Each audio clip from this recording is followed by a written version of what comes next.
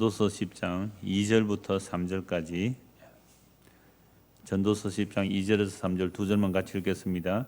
지혜자의 마음은 오른쪽에 있고 우매자의 마음은 왼쪽에 있느니라. 우매한 자의 길을 갈 때에도 지혜가 부족하여 각 사람에게 자기가 우매함을 말하느니라. 아멘. 사실 이 본문을 지난주 향기와 악취 같이 말씀드리려고 하다가 내용이 많아서 이걸 따로 분리했습니다. 방금 찬송한 내용, 진리와 거짓이 싸울 때 어느 편에 쓸 것인가 할 때에 우리는 어느 편에 써야 되지요? 진리 편에 당연히 써야 된다고 생각을 합니다.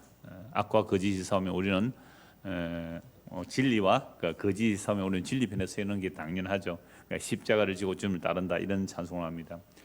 그럼 이런 찬송을 교회에서 언제 사용할까요? 언제 이런 찬송 부를까요?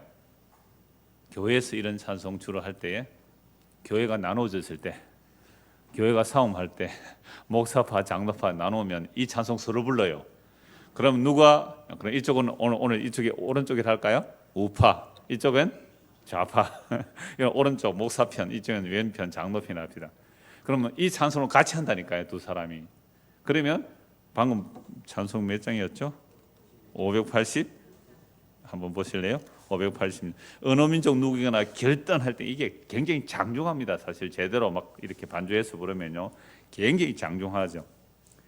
그래서 참과 거짓 싸울 때 어느 편에 설 건가 이거 아닙니까? 그러니까 뭐 교회에서 싸움이 일어날 때는 똑같이 두 사람이 찬송하면서 목사 편에 드는 것이 뭐요? 참 진리 편에 서는 거라고. 장로 편은 또 뭐라고 해요? 장로 편에 서는 것이 참 진리 편에 서는 거다라는 얘기를 하더라고요. 누구나가 다. 결국 진리의 기준은 어디에 있는 거예요? 내가 어느 편에 섰느냐에 따라 진리가 달라집니다. 그럼 그 진리는 참 진리예요? 가짜 진리예요? 가짜 진리죠. 자기가 선 중심으로 보니까. 그래서 오늘 말씀이 오른쪽과 왼쪽이 나온다고요. 그래서 한번 보십시오. 지혜자의 마음은 어디에 있고요? 오른쪽에 있고, 어리석은 자, 우매자의 마음은 왼쪽에 있다. 그리고 어디가 좋아요?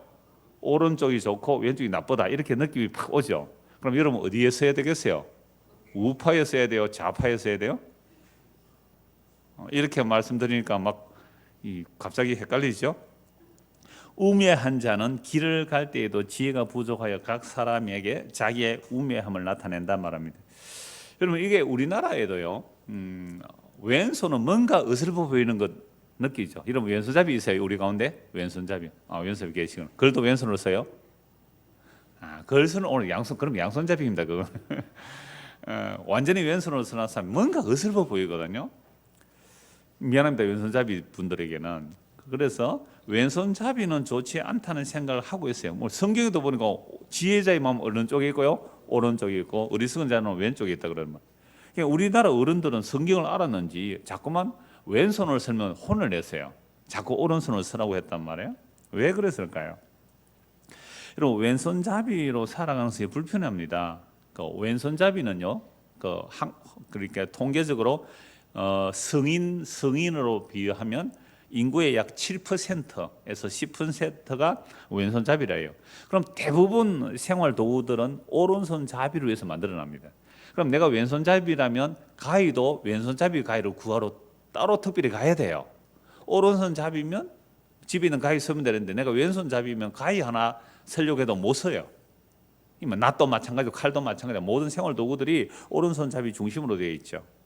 그래서 이제 왼손잡이는 불편하니까 뭐 오른손 쓰도록 이제 부모들이 그렇게 혼을 내지 않았나 그렇게 생각할 수 있습니다. 그런데 성경에서도 오른쪽이 좀 나은 편을 쓰고 있잖아요. 그래서 여러분 야곱이 눈이 다 멀었어요. 늙어서 죽기 직전에 눈이 완전히 안 보였습니다. 그런데 요셉이 두 아들을 축복해달라고 기도하러 왔을 때 야곱이 어떻게 축복하죠? 손을 어긋맞고 이기잖아요. 어긋맞겨요. 그런데 요셉의 의도는 왼손에 므낫세를, 오른손에 에브라임. 그러니까 장남이, 그러니까 여러분 축도를 이렇게 축도하는 사람 봤습니까? 세상에 목사가 축도하는데 이렇게 축도하는 사람 봤어요? 다 이래 하잖아요. 그러면 이 야곱이 자식을 축복해서 손을 내밀면, 이렇게 쭉 내밀면 오른손은 장남, 왼손은 차남 이렇게 가야 되잖아요.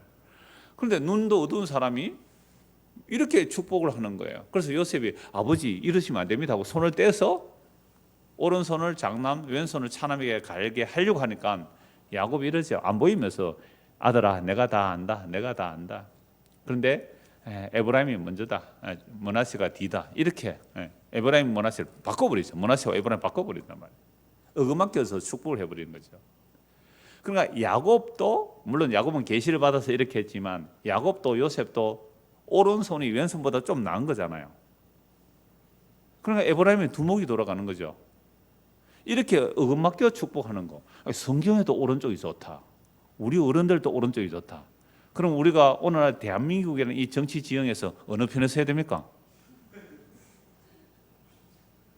우리는 이런 식으로 우파와 좌파를 생각하면 됩니까? 안 됩니까? 절대로 안 된다고 제가 이 말씀을 드리는 겁니다. 여러분 우파 좌파라는 걸 오늘 조금만 말씀을 드릴게요. 이 뭐 전문가들 다 계시겠지만 여러분 우리나라는 지금 굉장히 요란한 이유가 이념 대립이거든요. 우파 좌파라는 이념 대립이에요. 우파는 흔히 뭐를 말해요? 보수를 말하고 좌파는 진보를 주로 말하죠. 이게 뭐 유래를 학문적으로 따지면 우리나라는 진짜 보수나 진짜 좌파는 없다 그래요. 학문적으로 역사적으로 살펴보면요. 그 전문적인 얘기 하려고 하는 거 아니고 일반적으로 왜 그 보수를 우파라고 하고 진보를 좌파라고 하는지 그 유래 찾아보면 프랑스 혁명회가 다 나와요. 프랑스가 전제군주 시대 아니었습니까? 정말 왕이 전제군주를 행하였죠. 짐이 곧 법이다 이렇게 말했잖아요.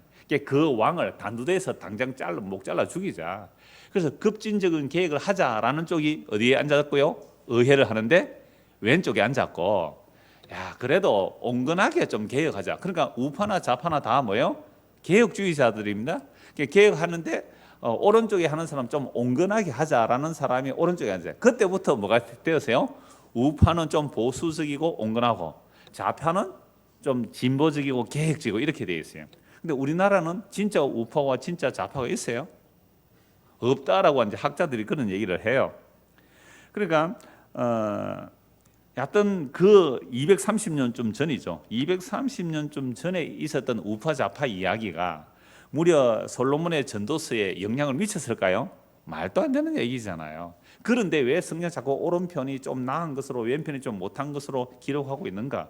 물론 하나님의 보좌에 천사들이 성도 좌우편에 서 있어요. 그러니까 좌우라는 개념을 오늘 대한민국이라는 문화현상 속에서 좌우를 생각하면 안 된다 이 말입니다. 그러니까 뭐 가끔 제 설교를 들은 분들이 이장호 목사는 완전히 좌파다 이렇게 말하는데 제 설교 제대로 안 들어서 그래요. 저는 예수파입니다. 여러분 성경에서 국가라는 개념 자체가 물론 이스라엘의 국가는 있지만 이스라엘의 국가는 세상의 국가와 달라요. 세상의 정치 제도로 이스라엘 국가에 대입하면 안 되게 돼 있습니다. 국가 개념으로 좌우를 보면 안 된다고 제가 이 말씀 좀 드리는 거예요. 그래서 뭐 그 보수 또는 진보, 뭐 극보수, 극진보, 뭐 극자, 극우 이런 싸움들이 계속 일어나는 거거든요. 특히 우리나라가 왜 좌우 대립, 이념 대립 더 심하게 되냐면 한국 전쟁 전후입니다. 6.25 전쟁 전후에 공산주의와 우리 우리 공산주의와 우리 남한의 북한과 남한의 이 사이 이런 것은 여러분 역사책 다 나오잖아요. 이 대립으로 인하여 굉장히 극명하게 갈려져 있어요. 특히 우리가 남북으로 나눠졌을 때에 서로 전쟁을 했잖아요. 뭐 그 전후로 이야기들은요. 어떤 한 마을이 똑같이 잘 살고 있다가 경찰 세력하고 빨치산 세력하고 낮에는 경찰이 들어오면 밤에는 또 빨치산이 들어오잖아요. 그래서 서로 죽이는 거죠. 지금도 원수가 돼 있는 거예요. 누구 편에 우파에 섰느냐 좌파에 섰느냐. 학문적으로 말하면요. 현 체제가 좋다. 현 체제가 좋기 때문에 이대로 유지하자가 뭐예요? 보수고요. 현 체제는 너무 나쁘다. 확 갈아엎자. 바꾸자. 이게 뭐예요? 진보예요. 그러면 지금 대한민국의 현실이 좋습니까? 나쁩니까? 대답을 하지 마세요. 지금 현 체제 대한민국이 좋습니까? 나쁩니까? 이거 완전 빨갱이들, 이 좌파들이 점령해서 절대 안 되게 확 갈아엎자. 완전히 대통령 하야시키고 뒤집어 엎어야 된다. 이게 보수예요? 진보예요? 진보예요, 이게. 그래서 지금 법무부 장관의 뭐 비리가 막 쏟아지잖아요. 그래도 나는 법무부 장관 하고 말겠습니다 라고 지키는 이들이 누구예요? 진보예요, 보수예요? 보수입니다. 이게 확 갈아엎자, 뒤집어엎자, 이게 진짜 진보예요. 특히 목사님들이 나가서 막 태극기 들고 대통령 하야라, 이게 뭐예요? 급진 좌파예요. 아니야, 우리는 개혁을 하고야 말겠어 하고 지금 체제를 유지하려고 하는 사람도 있잖아요. 문정권이죠. 문지향이라 그러더라고요. 이 문지향은 완전히 이 보수주의자들이 되는 거예요. 학문적으로 보면 그래요. 오늘 무슨 이런 얘기를 다 하죠? 오른쪽과 왼쪽 얘기를 하는 겁니다. 그러면 여러분, 예수님께서 이 땅에 오셨을 때에 유대 땅에 파당이 다 있었거든요. 유대 땅에 파당이 있었어요. 그래서 유대 땅에 실제적인 정권을 쥐고 있는 사람들, 정치력, 종교적 힘을 가지고 있는 사람들은 무슨 파였어요? 모르세요? 사두개파입니다. 사두개파. 사두개파는 현실적인 힘을 가지고 있기 때문에 뭘 안 믿어요? 부활을 안 믿는 사람들이에요. 그런데 바리새파들은 율법을 철저히 지켜서 하나님의 나라를 이루자. 그러나 이런 사람들은 그 진보적이에요, 사실은 바리새파. 그런데 진보적이지만 이 바리새파 사람들은 부활을 믿잖아요. 그런데 에세네파들은요, 바리새파를 보니까 마음에 안 들어요. 어떻게 세상 속에 살면서 거룩할 수 있느냐 하고 아예 사막으로 나간 사람들이 에세네파들이에요. 그러면 에세네파들은 자기들만이 빛의 자녀들로서 메시아가 오면 자기들이 1등 들어가는 나라가 될 거다, 이렇게 생각하고 있죠. 그럼 바리새파는 바리새파대로 하나님 나라 운동을 해요. 그런데 또 열심당원들이 있거든요. 열심당원들은 어떻게 해요? 이 로마를 물리쳐야 된다는 거예요. 그래, 무력 봉기. 그래서 자카리 요원들은요, 품에 칼 들고 있다가 어떻게 해요? 죽이는 거죠. 그 로마의 앞잡이들이나 로마 군인들을 죽이려고 하는 자들이 있었단 말이에요. 자, 그러니까 다시 한번 우리가 왜 이 말씀 드리냐면, 우리는 대한민국이라는 문화 속에 살다 보니까 자꾸 오른편 왼편을 지금의 문화 속 생각으로 성경을 볼 때 오른편, 야 오른편 좋은 거야, 왼편 나쁜 거야, 이렇게 보지 말자고 좀 이 말씀을 드리는 거예요. 우리가 일제 식민지하에서 야, 일제 식민지하가 좋다, 대동아 공리 좋다, 일본에 보호하려 있자 라고 하는 사람들은 그럼 물어봐야 돼요? 보수예요, 진보예요? 보수가 되겠죠. 야, 일본 치하에서 너무너무 살기 힘들다, 독립운동하자 라고 막 칼 들고 막 이렇게 총 들고 데모한 사람들은 뭐가 되는 거죠? 진보가 되는 거죠. 그러면 예수님 당시에 유대인들은 다 메시아를 기다렸어요. 그럼 메시아를 기다리는데 어떤 사람들은 이 체제가 좋다라는 사람들이 있고, 이 체제가 좋지 않다, 둘러엎자, 메시아 모셔서 둘러엎자라는 사람들이 있었어요. 그럼 예수님을 따라가는 자들은 어떤 편이었을까요? 보수예요, 진보예요? 진보가 되겠죠. 우리나라 개념으로 보면요. 그러면 누가 보수였을까요? 이 보수주의자를 한번 보겠습니다. 요한복음 11장 한번 보시죠. 요한복음 11장, 요한복음 11장 47절.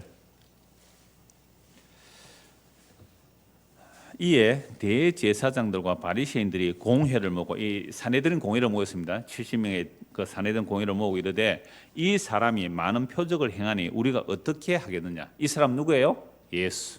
많은 표적을 일으키고 가난한 사람들이 예수를 많이 따라가잖아요. 그러니까 어떻게 해야 되겠느냐.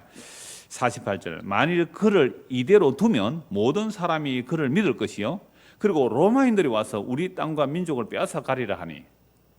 여러분, 일제강점기 당시 생각해 보십시오. 일제가 다스리고 있으니 우리는 평안하고 좋습니다라고 가만히 있으면 일본이 우리를 지배하고 살겠잖아요. 그런데 자꾸 독립운동한다고 들고 일어나면 어떻게 하겠어요? 일본이 우리를 더 압박하면 안 되지 않나, 이런 식의 표현이에요. 그럼 예수님께서 이 땅에 오셨을 때에, 예루살렘 왔을 때에 이 이스라엘은 누가 지배하고 있어요? 로마가 다 식민 지배를 하고 있잖아요. 그러니까 로마의 식민 지배를 좋아하는 자들이 있고 이걸 뒤집어 엎자는 자들이 있는 거죠. 똑같이 유대인들인데도 그랬다 이 말입니다. 그래서 만일 그를 이대로 두면 모든 사람이 그를 믿을 것이요, 그리고 로마인들이 와서 우리 땅과 민족을 빼앗아 가리라 하니, 그 중에 한 사람, 그 해의 대제사장인 가야바가 그들에게 말하되, 너희가 아무것도 알지 못하는도다. 그 해 대제사장이 산헤드린 공회가 모였을 때에 여기는요 바리새인들도 있고 뭐 사두개인들도 있고 한데 사두개인들이 많아요. 왜? 실세, 정치적 실세, 종교적 실세들이 많기 때문에 대제사장 가야바는요 굉장히 보수적이죠. 그런데 하나님의 나라를 기다린 게 아니라 현 체제가 그대로 있기를 원한 게 대제사장이에요. 그 해 대제사장 가야바가 그들에게 말해요. 너희가 아무것도 알지 못하는도다. 한 사람이 백성을 위하여 죽어서 온 민족이 망하지 않게 되는 것이 너에게 유익한 줄 생각하지 아니하는도다 하였으니 이 말은 스스로 함이 아니요 그 해의 대제사장이므로 예수께서 그 민족을 위하시고 또 그 민족만 위할 뿐 아니라 흩어진 하나님의 자녀를 모아 하나가 되게 하기 위하여 죽으실 것을 미리 말함이라. 이날부터는 그들이 예수를 죽이려고 모의하니라. 대제사장이 한 명 죽여서 우리 민족 편안하게 하자. 그 한 명이 누구예요? 예수. 예수 죽여서 우리 민족 편안하게 하자.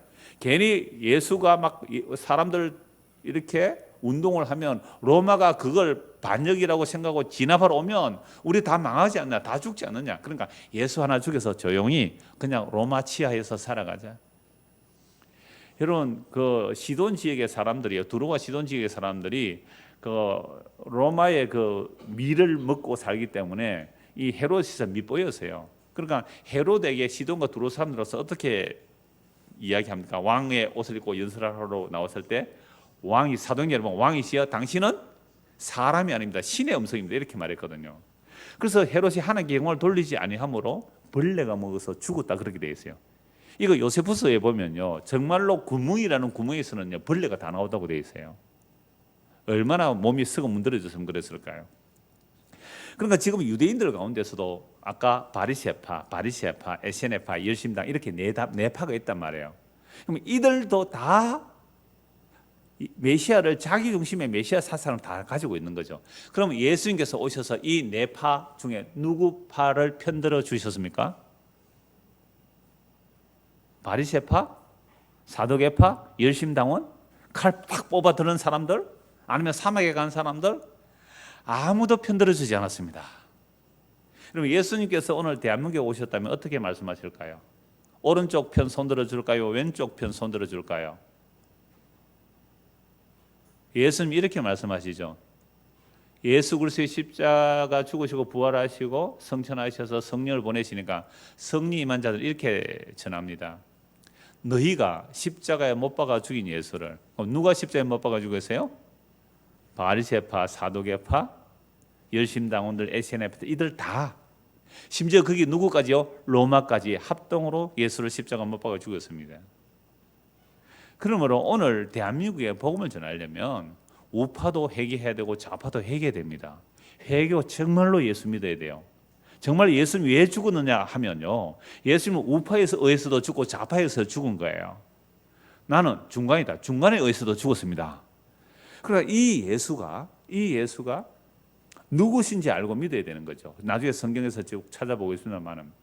그래서 오늘 저와 여러분들이 예수를 믿는다는 것은 우리의 지금 생각으로 오른쪽이 맞다, 왼쪽이 맞다, 다 틀렸다 이 말입니다. 성경에 오른쪽, 왼쪽이 있는데 그 뜻이 아니라는 거예요. 이 말씀을 하기 위해서 여러분 우리가 성경을 볼 때는요 우리의 문화관에서 읽을 수밖에 없어요. 대한민국이라는 유교적 문화관에서 성경 읽을 수밖에 없어요. 그래서 유교적 내용은 잘 받아들여요 성경에. 근데 유교적이 않는 내용은 잘 안 받아들이는 거예요. 이게 우리의 문화로 성경을 읽는 거거든요. 그래서 성경을 읽을 때마다 우리 회개해야 됩니다. 주여 나의 선입관과 내 가치관, 내가 어디에 서 있느냐에 따라 성경이 보이는 그 잘못된 안경 벗게 하시고 정말 지혜와 계시의 영을 주셔서 내 눈을 열어주시고 내 귀를 열어주셔서 주의 말씀을 보고 듣게 해주십시오 라고 기도해야 되는 것이 마땅해요. 안 그러면 성경 자기 보기 좋은 대로 본다니까요.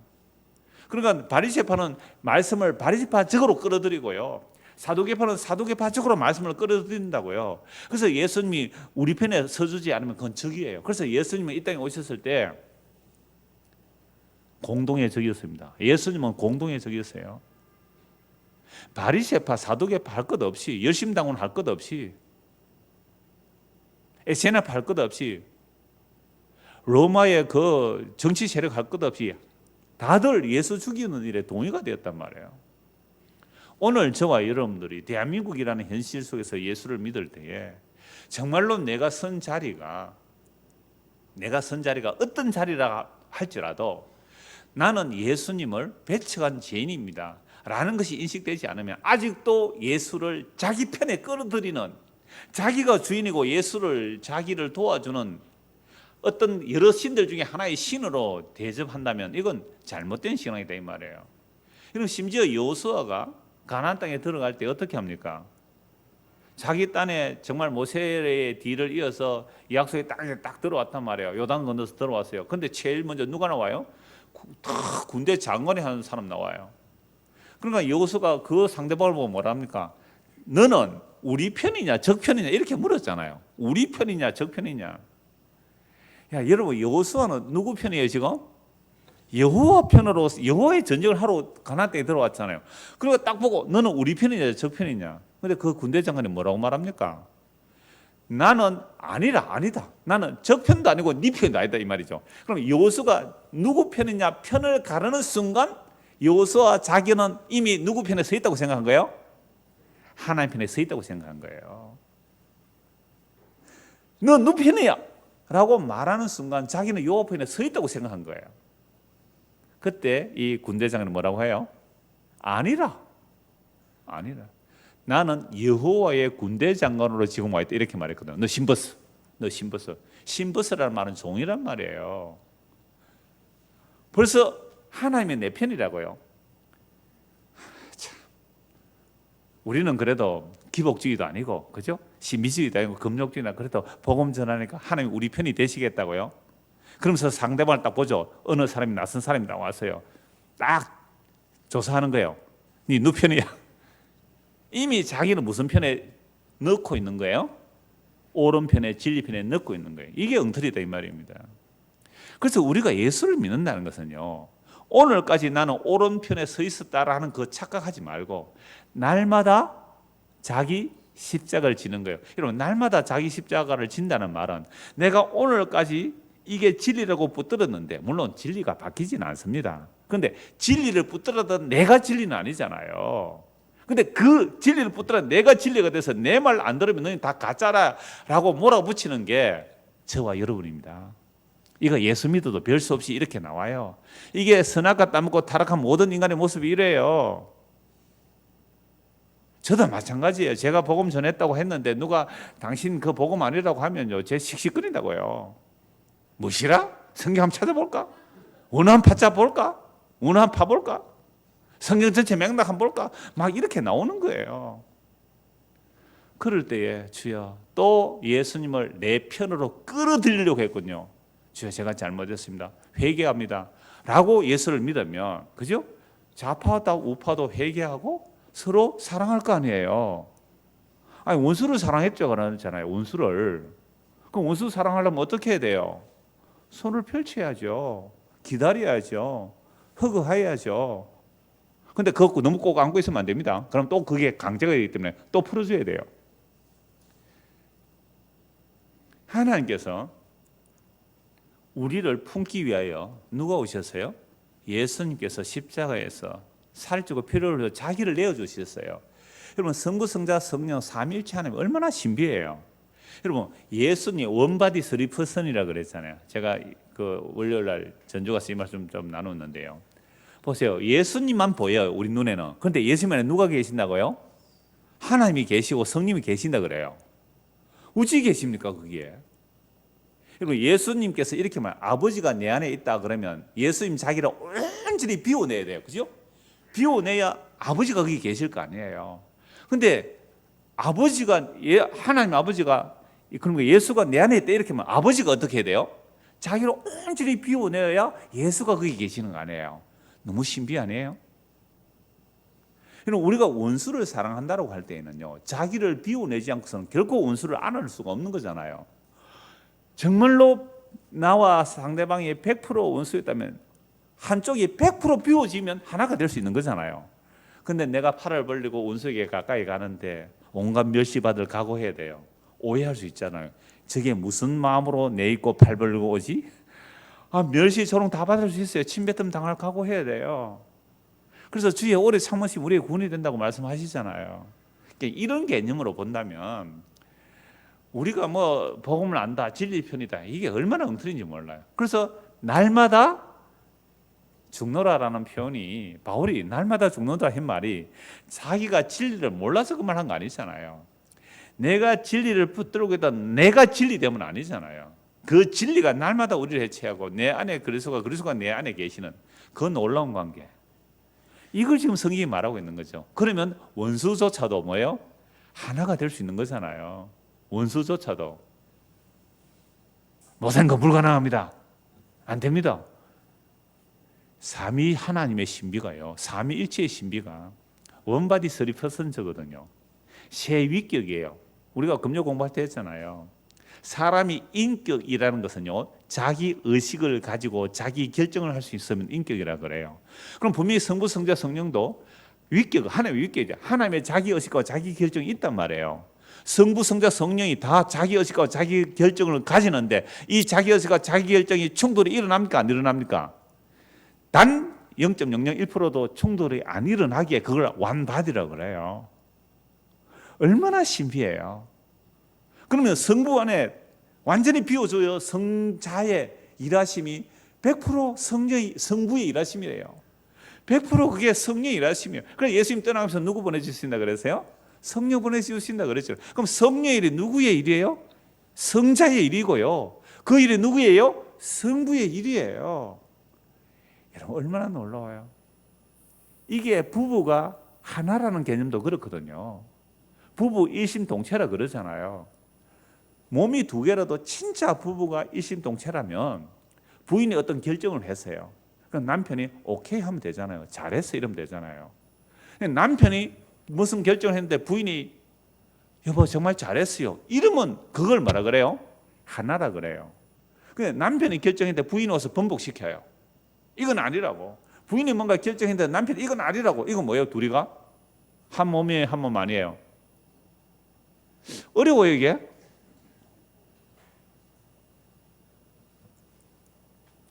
오늘 오른편 왼편 하다가 이 말씀까지 했습니다. 그래서 제가 이 말씀 드린 30분 동안 20분 동안 이 말씀 드린 이유는 나의 문화적인 그죠? 선입관, 선지식을 가지고 성경을 해석하지 말자라는 얘기를 하는 겁니다. 그래서 성경에서 오른편 왼편이라고 해서 그게 우리가 말하는 오른편 왼편이 아니다 이 말입니다. 우파좌파 전혀 아니라는 말씀이죠. 그래서 이걸 다른 번역으로 제가 읽어드리겠습니다. 세 번역으로 2절 3절 읽어드릴게요. 지혜로운 사람의 마음은 옳은 일 쪽으로 기울고 어리석은 사람의 마음은 그릇된 일 쪽으로 기운다. 어리석은 자는 길을 갈 때에도 생각 없이 자기의 어리석음을 누구에게나 드러낸다. 오른편 왼편이라 안 그랬고 이건 세 번째 뭐라고 말해요? 지혜로운 사람의 마음은 오른쪽이 아니라 위치를 말하는 오른쪽 왼쪽이 아니라 옳은 일 쪽으로 기울어지고 어리석은 사람은 그런 쪽으로 기울어진다. 그런데 어리석은 자는 지가 길을 갈 때, 길을 간다는 것은 그냥 길 가는 게 아니죠. 인생살이죠. 그 길 가는 인생살이 속에서 생각 없이 자기의 어리석음을 누구에게나 드러낸다. 그럼 어리석은 자는 뭐예요? 지가 오른쪽으로 가고 있으면 이게 옳다라고 주장하는 거잖아요. 그거 어리석은 자예요. 지가 왼쪽으로 가면서 이거 무조건 옳다라고 가잖아요. 이거 어리석은 자잖아요. 그러니까 오른쪽 왼쪽이 아니라 옳은 길이냐 그런 길이냐의 문제거든요. 공동문을 다시 읽어드릴게요. 지혜로운 생각을 따르면 잘 되지만 어리석은 생각을 따르면 실패하기 마련이다. 사람이 어리석으면 만사의 생각이 모자라 입만 열면 제 어리석음을 드러낸다. 그러니까 사람이 지혜로운 자는 옳은 길을 따라가는데 어리석은 자는 그런 길을 따라가면서도 자기 길이 옳다고 말해요. 어떻다고 말해요? 옳다라고 말하죠. 어리석은 자는 그런 길을 가면서도 그게 그런 길인 줄 모르고 옳다라고 주장하니까 이런 사람은 입만 열면 뭐가 드러나는 거예요? 자기 어리석음만 드러날 뿐입니다. 그래서 오른편을 옳은 일로 왼편을 그릇된 일로 번역합니다. 공동번역은 지혜로운 생각을 따르는 것과 어리석은 생각을 따르는 것으로 번역합니다. 그래서 이 두 번역을 보면 오른쪽 왼쪽이라는 것은 위치의 개념이 아니라 오른편과 그른편입니다. 그러므로 지혜로운 사람은 어느 길로 가고요? 옳은 길로 가는 것이고 어리석은 자는요 그른 길로 가는 거죠. 자, 그런데 어리석은 자는 어리석은 길을 가면서도 자기가 옳다고 하는 자가 바로 어리석은 자의 모습입니다. 그래서 여러분 어떤 사람 지혜로운 사람이냐? 당신이 지금 가는 길이 그른 길입니다라고 할 때에 그래요? 왜 그럽니까? 물어봐야 되잖아요. 성경이 그럽니다 하면 아 그렇군요. 내가 옳다고 한 이것이 틀린 것이네요. 돌이키면 되는 거잖아요. 근데 그거 돌이킵니까? 안 돌이킵니까? 안 돌이킵니다. 사람은요, 자기 주장을 죽을 때까지 하고 갑니다. 그래서 정말 하나님의 택한 백성은 어떻게 해야 돼요? 진짜 죽였어서 돌이켜야 됩니다. 죽이셔서. 이게 예수 믿는 거예요. 내가 그리스도와 함께 십자가에 못 박혀 죽는다는 개념은 정말 몸이 탁 죽는 얘기를 하는 게 아니잖아요. 내 이론과 내 생각, 내 사상들이 죽는 거예요. 자, 그래서 성경의 오른쪽이라는 표현은 당시 방향을 말하는 게 아니라 옳은 그리스도를 말씀하고 있습니다. 옳은 그리스도. 그래서 시편에서 오른편이 뭔지를 몇 곳 좀 보겠습니다. 시편 16편을 보겠습니다. 시편 16편입니다.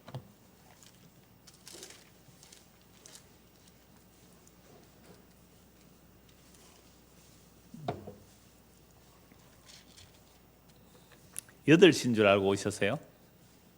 아니고 알고 계셨어요. 나는 또 시간 잘 못 알고 오신 줄 알고. 16편입니다. 시편 16편.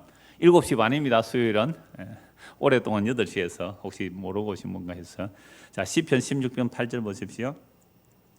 내가 여호와를 항상 내 앞에 모시며 그가 나의 오른쪽에 계심으로 내가 흔들리지 아니하로다. 자, 여호와를 내가 모시는데 여호와가 어디 계시다고요? 내 오른쪽에. 오른쪽 참 좋기는 좋습니다. 그죠? 오른쪽에 계시니까 흔들리지 않는다. 이름으로 나의 마음이 기쁘고 나의 영도 즐거워하며 내 육체도 안전히 살리니 이는 주께서 내 영혼을 서울에 버리지 아니하시며 주의 거룩한 자를 멸망시키지 아니할 것임이니이다. 주께서 생명의 길을 내게 보이시니 주의 앞에는 충만한 기쁨이 있고 주의 오른쪽에는 뭐가 있다고요? 영원한 즐거움이 있습니다. 주의 오른쪽에 영원한 즐거움이 있다. 이게 우편 좌편 그런 개념 전혀 아니라고 말씀드렸죠. 물론 성경에서는 오른편이라고 할 때에 오른편이라 할지라도 오른쪽 이렇게 보는 게 더 좋아요. 그러면 하나님의 왼쪽이라는 건 나쁜 겁니까? 아니거든요. 여러분 야고보하고 요한이 예수님의 어디에 앉게 해달라고 했어요? 오른쪽 왼쪽에 앉게 해달라고 그랬잖아요. 왼쪽은 나쁘면 그게 안 앉아야 되잖아요. 그러니까 예수님 좌우편에 하나님도 보좌 좌우편에 시립한 천사들이 있어요. 그러니까 그게 오른편이라고 하는 개념은 오른쪽 이렇게 보시면 돼요. 오른편. 라이트 레프트가 아니란 말이에요. 그래서 그 육체, 이 육체가 하나님이 내 우편에 계시면 내 육체가 안전히 살 것이고 심지어 10절에 보시면 주께서 내 영혼을 서울 무덤에 버리지 아니하셔서 주의 거룩한 자를 멸망시키지 않을 것이다. 썩어 없어지지 아니할 것이다. 무덤에서 이 표현을 해요. 누가 이 시편이 누구 시편입니까? 다윗의 시편이죠. 그래서 주의 오른편에 영원한 즐거움이 있다라고 말하는데요. 이 주의 오른편에 있는 그 영원한 즐거움, 이 내용이 무엇인지를 정말 예수님께서 이때 오셔서 십자가에 죽으시고 부활 성천하셔서 성령의 임한 사도들이 어떻게 이걸 해석하는지를 한번 봐야 됩니다. 사도행전 2장을 보십시오. 사도행전 2장. 사도행전 2장 25절입니다.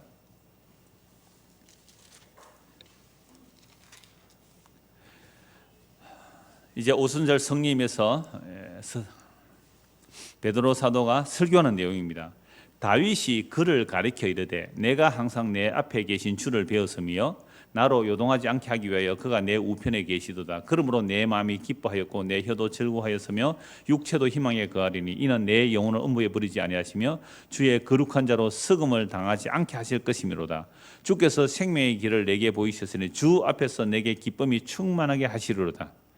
주 앞에 그 오른편 이 시편 16편의 내용을 지금 베드로 사도가 인용하면서 뭐라고 설명하는지를 보십시오. 29절입니다. 형제들아 내가 조상 다윗에 대하여 담대히 말할 수 있노니 다윗이 죽어 장사되어 그 묘가 오늘까지 우리 중에 있도다. 그는 선지자라 하나님이 이미 맹세하사 그 자손 중에서 한 사람을 그 위에 앉게 하리라 하심을 알고 미리 본고로 그리스도의 부활을 말하되 그가 음부에 버림이 되지 않고 그의 육신이 썩음을 당하지 아니하시리라 하더니 시편 16편을 누구로 해석을 합니까? 예수님으로 해석하죠. 다윗이 주여 주의 오른편에 주님께서 내 오른편에 계시니 내가 멸망하거나 썩지 않을 겁니다. 이렇게 노래했단 말이에요.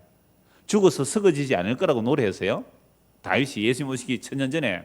근데 다윗은 죽어서 썩었어요. 무덤에 묻혔단 말이에요. 지금 서대반 이 베드로 사도가 이 설교를 하는 거예요. 시편 16편을 가지고. 이게 다윗이 자기 얘기가 아니라 그리스도의 영이 임하여 성령으로 미리 예수님의 죽으심과 부활을 내다봤다. 그래서 예수님이 무덤에서 썩어 멸망하지 않을 뿐임을 시편 16편에서 주의 오른편에 계신 그분이 말씀하셨다. 이렇게 나오는 거예요.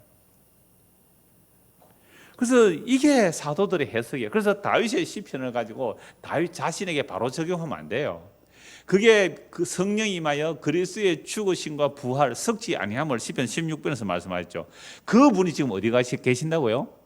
주의 오른편에 계세요. 구약에서 이미 그 주님이 보좌 우편에 계시다 그래요. 그래서 구약에서 하나님의 우편은 구원의 자리이기도 하지만 하나님의 오른손은 구원도 하시지만 심판도 하는 손입니다. 무조건 오른쪽 좋다고 하면 안 돼요. 하나님의 오른손 드시면 어떻게 해요? 심판도 일어나는 손이거든요. 하나님의 일하심 이렇게 보면 되는 거죠. 그러니까 왼쪽 오른쪽 이 얘기가 아니라 이 말이죠. 자, 그래서 베드로 사도 계속 설교를 합니다. 32절. 이 예수를 하나님이 살리신지라 우리가 다 이 일의 증인이로다.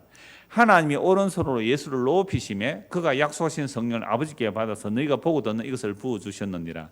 다윗은 하늘에 올라가지 못하였으나 친히 말하여 이르되 주께서 내 주에게 말씀하시기를 내가 네 원수로 네 발등상이 되게 하기까지 너는 내 우편에 앉아 있으라 하셨도다 하였으니 그런즉 이스라엘 온 집은 확실히 알지니 너희가 십자가에 못 박은 이 예수를 하나님이 주와 그리스도가 되게 하셨느니라 하니라.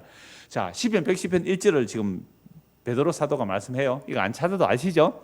시편 110편 1절에 다윗이 성령의 감동으로 주께서 내 주에게, 그래 여호와께서 내 주에게 이렇게 말씀했단 말이에요. 이미 다윗이 성령의 감동으로 예수를 뭐라고 고백해요? 주라고 고백했다. 그러면 이미 구약에서 여호와 보좌 우편에 계신 그분이 누구예요? 예수라는 얘기예요. 이걸 유대인들이 믿을 수 있을까요? 없을까요? 믿을 수 없어서 예수를 못 믿는 겁니다. 그런데 이미 다윗이 이렇게 했단 말이에요. 다윗이 장차 오실 그 그리스도가 하나님의 보좌 우편에 계심을 보았단 말이에요. 그분이 이 땅에 내려오셨대요. 내려와서 온갖 고난을 다 받으셨는데 무덤에 묻혔지만 무덤에서 썩지 않는다는 내용을 시편 16편에서 예언하고 있는 거죠. 여러분, 성경을 이렇게 해석해야 되는 겁니다. 이게 성령 임한 자들의 시편 해석이고 그 시편을 통하여 예수님의 죽으심과 부활을 얘기하고 썩지 않음을 얘기하고 그분이 하나님 보좌 우편에 계시는 그분이세요. 이 땅에 내려오셔서 유대인들에게 배척당했어요. 유대인들에게 왜 배척당했는지 앞에서 말씀드렸어요. 왜 배척당했어요? 예수님은 어느 파당에도 가입 안 했거든요. 바리새파, 사두개파, 에세네파, 열심당 어느 파에도 가입을 안 했어요. 그들 보고 예수님 이렇게 말씀했어요. 너희들의 행사가 다 악하다 해버렸거든요. 그런데 오히려 누구하고 어울렸어요? 세리를 불렀어요. 갈릴리 어부들을 불렀어요. 죄인들과 친구가 되셨어요. 창기들과 어울렸어요. 그러니까 모든 유대의 파당들에게서 다 배척받은 거예요. 저 예수가 저들을 끌고 뭐 하려고 저렇게 민중 대물을 일으키냐. 저 예수 한 사람 죽여서 우리나라가 안전하게 사는 것이 훨씬 좋은 것이라고 누가 얘기해요? 그해 대제사장 가야바가 얘기한다는 거죠. 만약 예수를 그냥 내버려두면 사람들이 더 모이고 데모가 일어나면 로마가 우리를 멸망시킬 테니 저 예수 한 사람 죽여서 로마의 체제 하에서 우리가 잘 먹고 잘 살자 라는 것이 그해 대제사장 가야바의 이야기였어요. 그러니까 빌라도 앞에 그 재판 받을 때 이렇게 말하죠. 내가 너희의 주 예수를 십자가에 못 박게 되겠느냐라고 하니까 대제사장이 뭐라고 해요? 우리에게는 가이사 외에는 왕이 없습니다. 여러분, 대제사장이 누구를 왕으로 섬겨야 돼요? 여호와 하나님을 왕으로 섬겨야 되는데 이 사람이 빌라도에게 가이사 외에는 우리에게 왕이 없습니다. 이게 대제사장들이에요. 그 종교의 기득권을 가지고 뭘 지키고 싶었던 거예요? 이 성전을 지키고 싶었던 거예요. 이 성전을 통해 어마어마한 수입을 그 권력을 가지고 싶었던 거예요. 그래서 예수가 눈에 가시였어요. 저 예수만 죽이면 조용하겠다. 그래서 예수님은 이 땅에 오시면요 어느 파당에도 가입 안 합니다. 원서 안 냅니다. 투표도 안 하고요. 다 회개하라 그럴 거예요. 회개하라. 그래서 이 예수를 사람들이 어떻게 했어요? 36절 보십시오. 사도행 2장 36. 그런즉 이스라엘 온 집은 확실히 알지니 너희가 십자가에 못 박은 이 예수를 하나님이 주와 그리스도가 되게 하셨느니라. 큰일 났습니다. 사도행전 여기 그대로 두시고요. 그대로 두시고 마태복음 손가락 꽂아 두시고 마태복음 22장 한번 보십시오. 마태복음 22장 41절입니다.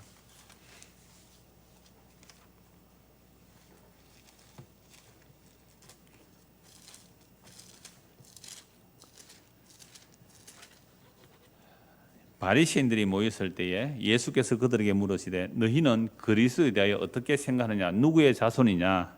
예수께서 바리새인들 묻죠. 바리새인들에게 그리스도가 누구 자손으로 오느냐. 대답 잘합니다. 누구 자손으로 온다고요? 다윗의 자손으로 오신다고. 물론 그 다윗 언약 하에서 다윗의 왕위를 영원히 준다고 했기 때문에 메시아가 다윗의 계통으로 온다라고 생각하고 있습니다. 그런데 예수님은 이렇게 말씀하시죠. 이르시되 그러면 다윗이 성령에 감동되어 어찌 그리스도를 주라 칭하여 말하되 주께서 내 주께 이르시되 내가 네 원수를 네 발 아래에 둘 때까지 내 우편에 앉아 있으라 하셨도다 하였느냐. 이거 지금 베드로 사도가 인용하는 시편 110편 말씀이거든요. 예수님 이 말씀 가지고 다윗이 성령의 감동으로 천년 전에 그리스도를 주라고 고백했는데 어떻게 그리스도가 다윗의 자손으로 오겠느냐라고 하니까 시공간을 초월해 버리잖아요. 대답을 못해요. 다윗이 그리스도를 주라 칭하여서 어찌 그의 자손이 되었냐 하시니 한마디도 능히 대답하는 자가 없고 그날부터 감히 그에게 묻는 자도 없더라. 이 말이 맞죠. 다윗이 그리스도를 보고 주라고 했으니까 그리스도는 다윗의 후손이 될 수 없다라는 말씀을 성경을 들어 분명히 말씀하시는데 더 이상 따질 수가 없으니 어떻게 해요? 말로 안 되면 어떻게 해요? 죽여버려야죠. 그래서 죽여버린 겁니다. 다시 사도행전 2장 36절 그런 적 이스라엘 원죄분은 확실히 알지니 너희가 십자가에 못 박은 이 예수를 하나님이 주가 그리스도가 되게 하셨느니라 하니라. 자, 제가 이 말씀을 인용해서 이 사도행전까지 본 이유는 오늘 저와 여러분이 내가 옳다는 것 때문에 누구를 죽인 거예요? 예수를 죽인 사람입니다. 교회까지 나와서 우리는 이게 옳다 저게 옳다라는 나의 옳음 나의 정당성을 주장하기 위해서 예수 죽인 자들이에요. 우리의 모든 일상도 마찬가지입니다. 항상 자기를 중심으로 선악을 판단하기 때문에 자기를 중심으로 선악을 판단하기 때문에 예수님이 오셔서 그거 아니야 라고 하니까 다 싫어했어요. 예수님 좋아하는 사람 없어요. 그 파당들이 다 싫어했어요. 누구만 좋아했어요? 예수님으로부터 용서받은 자들. 그러면 예수님부터 정말로 용서받아야 할 가짜들은 자기들은 의롭다고 예수님께 나오지 않았어요. 근데 정말로 세리와 죄인들과 창기들 같은 경우에 주님의 용서가 임했을 때 그들은 예수님을 사랑했어요. 나 같은 죄인이 예수님 용서를 받고 나서 주께서 의인을 부르러 오신 것이 아니라 죄인을 부르러 오셨다는 그 말씀 앞에 너무너무 감사한 복음으로 들리는 사람들, 어느 정도로 자기가 죄인임을 인식해야 의인을 부르러 오신 것이 아니라 죄인을 부르러 오셨던 이 말씀이 복음이 될까요? 근데 우리는요 일상적인 삶 속에서 죄인 한 명도 없어요. 누가 죄인입니까? 여러분 오늘 하루 살면서 죄인으로 사셨어요? 자기 옳다고 사셨어요? 자기 주장하면서 사셨어요? 모든 범사를 한순간도 예외 없이 자기 옳다고 살았잖아요.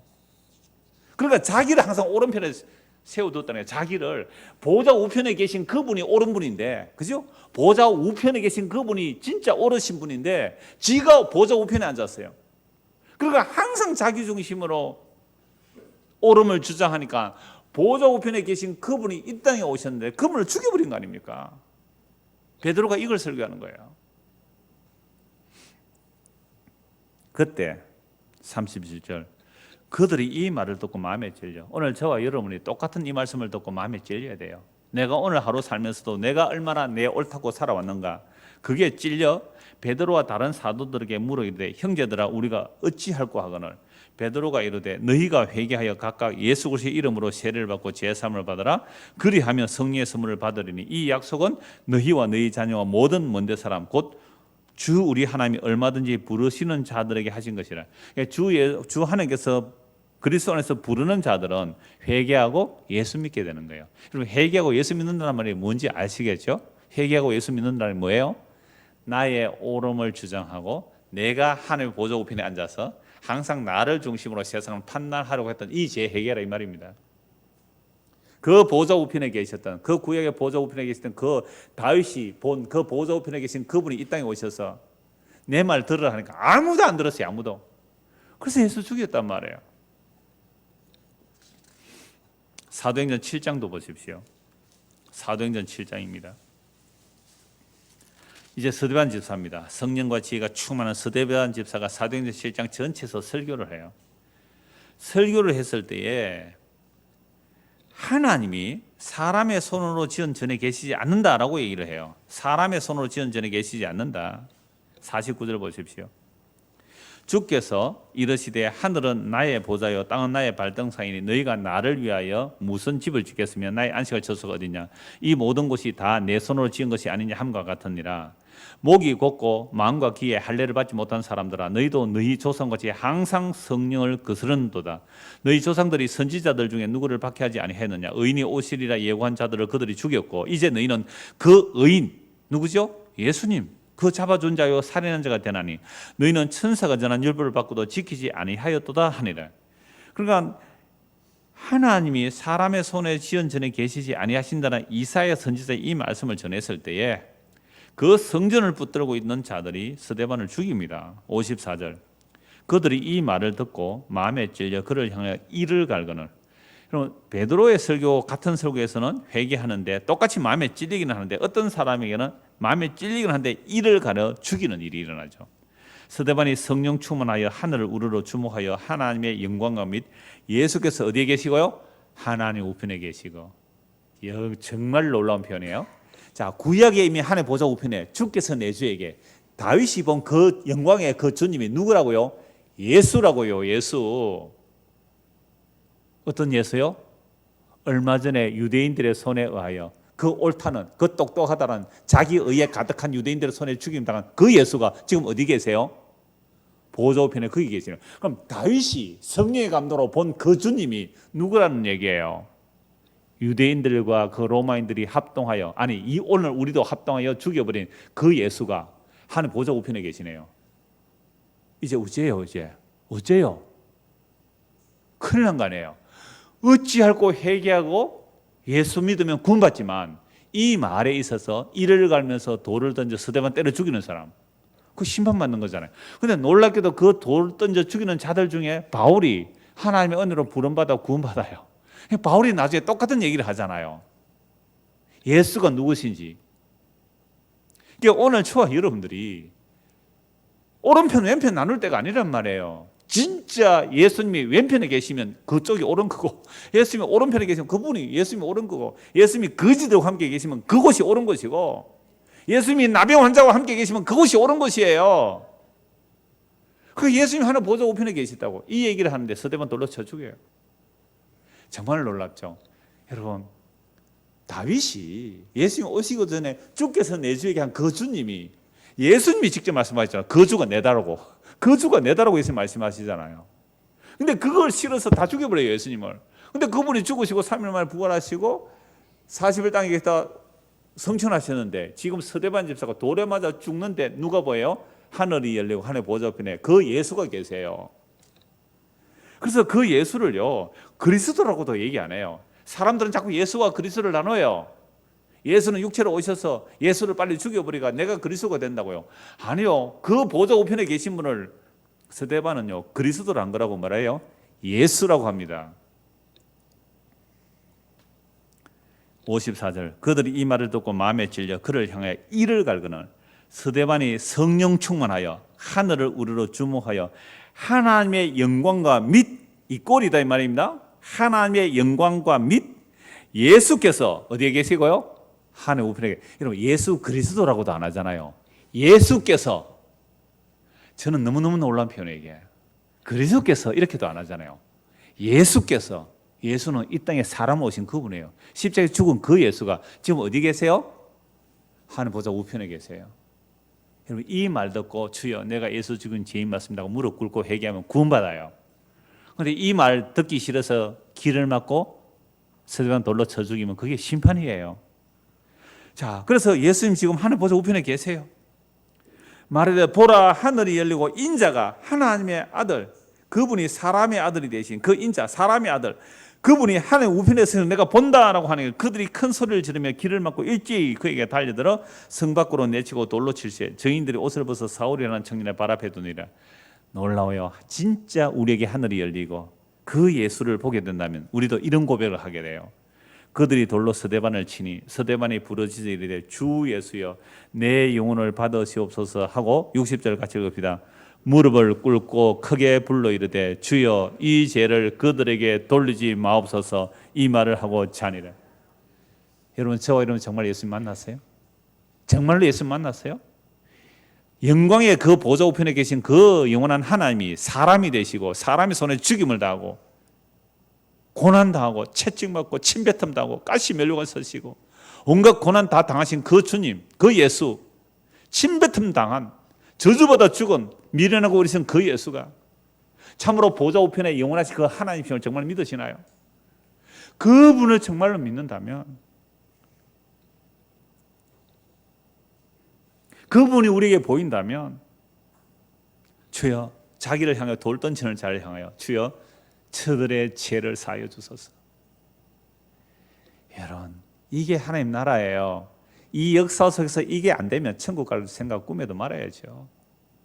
아직도 원수가 이렇게 많은데 이 땅에서 살면서 이렇게 원수가 많은데 무슨 천국을 꿈을 꿉니까? 주여 저들의 죄를 사하소서. 예수님께서 십자가에서 저들이 알지 못하고 행하나이다. 그 기도를 그냥 쓰대만 해. 이게 뭐라고요? 성령과 지혜가 충만한 거예요. 딴 기도하지 마세요. 주여 스데반처럼 성령 충만 주십시오. 스데반 같은 지혜를 주십시오. 지혜와 성령이 충만하면 이렇게 되는 거예요. 이게 천국 아닙니까? 그때 보이는 거예요. 보좌 우편에 그분이 이 땅에 오셔서 사람의 손에 죽임당하고 하늘 보좌 우편에 계셔요. 그래서 시편 110편 1절에 하나님 이렇게 말해요. 아들아, 성부죠? 성부니까 아들아, 내가 저 원수들을 네 발 아래 밟을 때까지 네 발에 밟을 발등상대 푸스툴 발등상대 너는 내 보좌 우편에 앉아 있으라 이 말씀 하셨잖아요. 그럼 지금 예수님께서 하는 보좌 우편에서 뭐 하고 계세요? 원수들을 발로 밟으실 거예요. 그런데 아직 안 밟죠. 지금 이 역사를 남겨두신 이유가 뭐예요? 회개하고 예수 믿으라고. 그래서 보좌 우편에 계신 분이 아직도 발로 콱 안 밟았습니다. 구약의 여호와의 발이 무슨 모습으로 요한계시록 예수님의 그 영광의 모습의 발이 무슨 뭐예요? 노추석이에요. 심판이에요.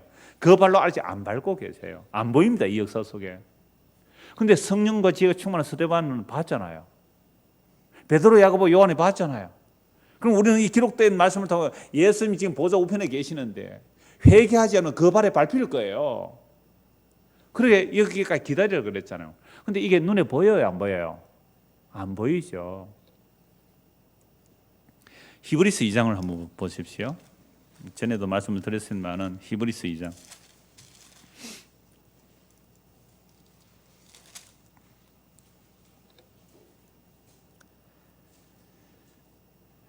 이 장 5절 하나님이 우리가 말하는 바 장차 올 세상을 천사들에게 복종하게 하심이 아니니라. 그러나 누구인가 어디에서 정하나 이르되 사람이 무엇이기에 주께서 그를 생각하시며 인자가 무엇이기에 주께서 그를 돌보시나이까. 이건 시편 8편을 인용한 겁니다.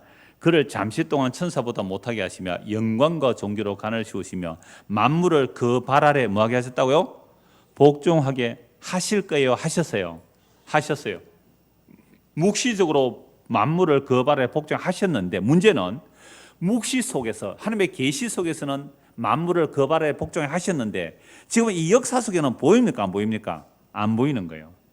하였으니 만물로 그에게 복종하게 하셨은즉 복종하지 않은 것이 하나도 없어야 하겠으나 지금 우리가 만물이 아직 그에게 복종하고 있는 것을 보지 못하고 묵시적으로는 이미 복종해야 되는데 이 역사 속에 묵시적으로 복종하고 있는데 역사 속에는 보여요, 안 보여요? 안 보이잖아요.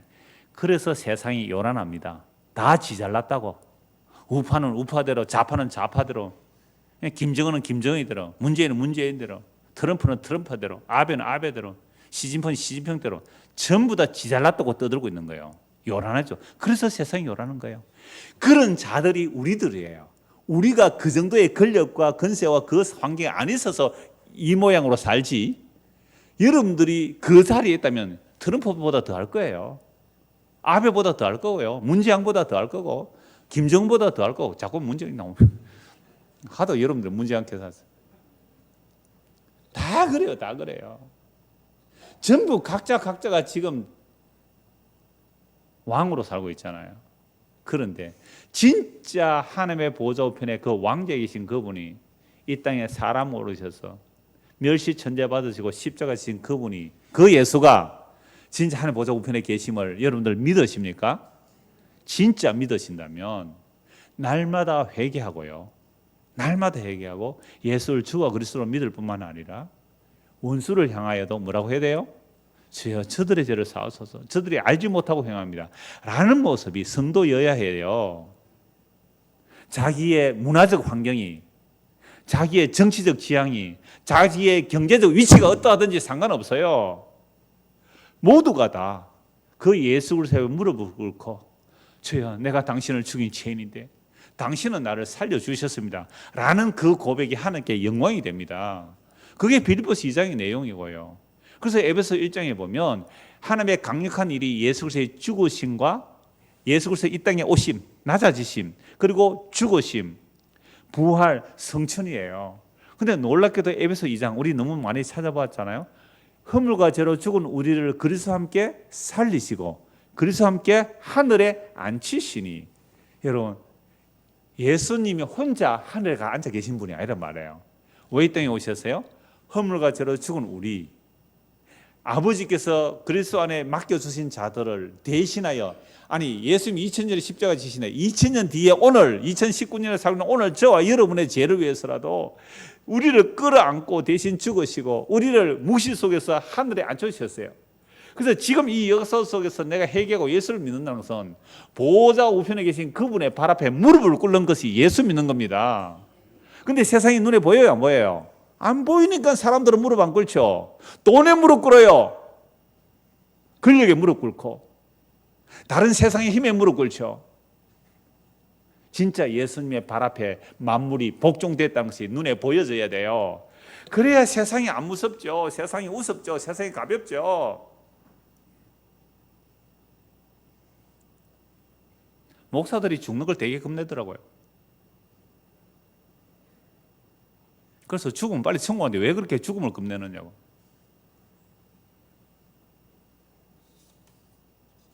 그러니까 지금 이 역사 속에서 예수님이 어떤 분인지 몰라서 그래요. 그래서 성경 두 곳만 보고 마무리하겠습니다. 세 곳을 봐야 되겠습니다. 빠르게 성경만 읽고 마치면 이제 오늘 쭉 1시간 동안 드린 말씀이 이런 말씀에 다 압축 정리가 됩니다. 로마서 8장을 보겠습니다. 로마서 8장.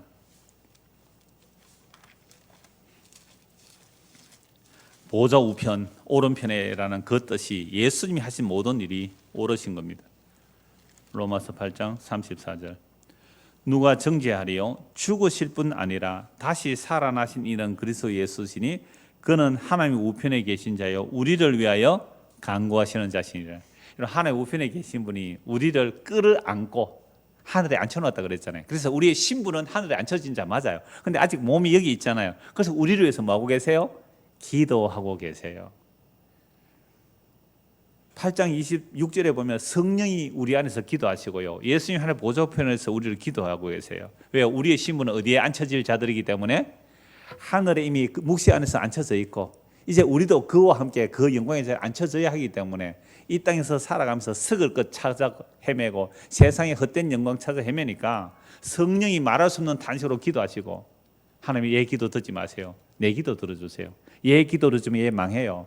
멸망을 세상과 함께 망하니까 얘 기도 들어주지 마시고 얘에게 환난도 주시고 어려움도 주시고 아픔도 주셔서 세상 사랑하지 않고 보좌 우편에 계신 그리스도의 낮아지심과 고난과 죽음과 그 수치와 치욕, 그 십자가의 죽으심과 버리심과 저주받으심에 참여되어 그와 함께 하늘에 앉혀진 자로 살게 해주십시오. 누가 기도해요? 이 기도를?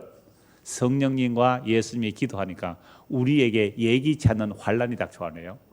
난데없이 고난이 닥쳐와요. 우리가 원한 거 아니에요. 성령님과 예수님이 기도해서 그런 일이 일어나요. 뭐 하려고요?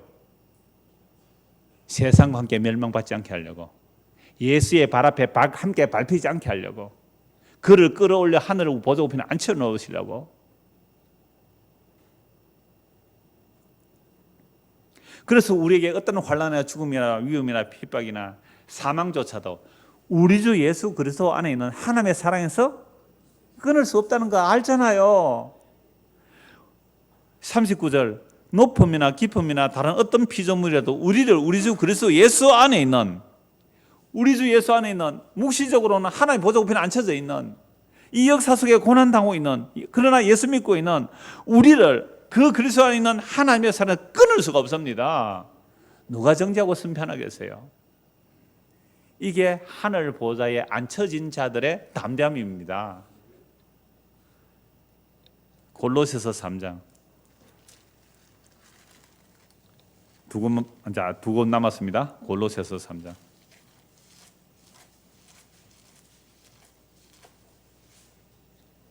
1절 그러므로 너희가 그리스도와 함께 다시 살리심을 받았다면 여러분 정말로 예수 믿었습니까? 회개하고 예수 믿으셨어요?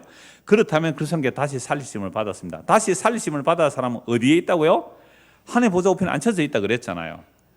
받았으면 위의 것을 찾아라. 거기는 그리스도께서 하나님 우편에 앉아 계시느니라. 위의 것을 생각하고 땅의 것을 생각하지 말라. 이는 너희가 죽었고 너희 생명이 그리스도와 함께 하나님 안에 감추어졌습니다. 이건 세상에 대해서 죽었다는 거예요. 우리의 생명이 하늘에 감춰져 있대요. 이거 진짜예요. 진짜 믿어요 이거. 그러면 세상에 보이는 것은 뭐예요? 잠시 잠깐 있다가 보이는 사라진 안개와 같은 그림자 아니에요. 그거 왜 목숨 걸어요? 잠시 있다가 사라지는데요. 영원한 생명이 우리가 그리스도 안에 감춰져 있어요. 그래서 여기에 앉혀져 있는 자들은 반드시 위의 것을 찾게 되어 있어요. 그 생명이 거기에 없으니까 땅의 것을 찾죠. 우리의 생명이신 그리스도께서 나타나실 그때에 이제 드러날 거예요. 아직도 만물이 그 발 아래 복종된 것이 보이지 않지만 주님 나타나시는 그날엔 온 세상이 그 발 아래 밟힐 거예요. 자, 그 영광이 나타날 그때 너희도 그와 함께 뭐 중에 나타나리라? 영광 중에 나타나리라. 여러분 좋아요 안 좋아요 이게? 보세요. 좋다는 사람이 몇 사람 없을 줄 알았어요. 왜냐하면 우리는 땅에 설 것을 좋아하고 있기 때문에 그래요. 정말로 영광 중에 계시는 그분이 오시는 것을 좋아하는 사람이라면 세상의 것들이 다 시시해요. 아무리 세상에 좋은 것들이라도 그게 너무 시시해요. 그걸 좋아하지 않아요. 그래서 영광을 바라보고 있으니까. 그래서 그와 함께 영광 중에 나타나리라. 그러므로 땅에 있는 지체를 죽이라. 곧 음란과 예수님 사랑 안 한 게 음란입니다. 부정과 사욕과 악한 정욕과 탐심이니. 여러분 청문회 한번 해보세요. 겉으로 깨끗해 보이도 다 드러난다고요. 부정과 사욕과 악한 정욕과 탐심이니. 탐심은 우상숭배입니다. 이것들로 말미암아 하나님의 진노가 임합니다. 우리도 그 가운데 살았어요. 옛날에 그렇게 살 때는. 그래서 이거 다 벗어버리란 말이에요. 이런 거 다 벗어버리고 그리스도를 옷 입으라. 10절 보십시오. 새 사람을 입었으니 이는 자기를 창조하신 이의 형상을 따라 지식에까지 새롭게 되는 거예요. 우리의 지식에까지 새롭게 되는 거예요. 거기는요 11절 같이 읽읍시다. 거기에는 헬라인이나 유대인이나 할레파나 무할레파나 야만이나 서구대이나 종이나 자유인이나 차별이 있을 수 없나니 오직 그리스도는 만주시요 만유 안에 계시네. 거기에는 새롭게 돼. 회개하고 예수 믿은 자들 안에는 헬라인 유대인 차별이 없어요. 할례 받았냐 안 받았냐, 좌파냐 우파냐, 야만이냐 서구다이냐, 자유인이냐 종이냐 차별이 없어요. 오직 그리스도는 전부세요. 그 전부 만유세요. 만유 안에 계시는. 그러므로 너희는 하나님의 택하사 거룩하고 사랑받는 자처럼 긍휼과 자비와 겸손과 온유 오래 참음을 옷 입고 누가 누구에게 불만이 있거든 서로 용납하여 피차 용서하되 주께서 너희를 용서하신 것이 너희도 그리하고 이 모든 교회에 사랑을 달아 이는 온전하게 매는 때니라. 하나님의 사랑은 사랑의 나라잖아요. 이게 네 편 내 편이 없는 좌우가 없는 그죠? 상하가 없는 예수 그리스도 안에서 살아가는 모습이에요. 마무리합니다. 히브리서 12장입니다. 히브리서 12장 1절입니다. 히브리서 12장 1절 2절 같이 읽겠습니다.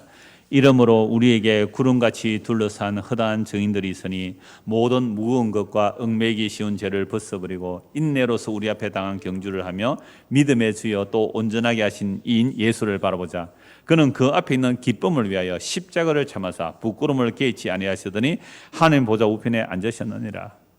그래서 예수님이 어디 계신다고요? 하나님 보좌 우편에. 구약에도 계셨어요. 그분이.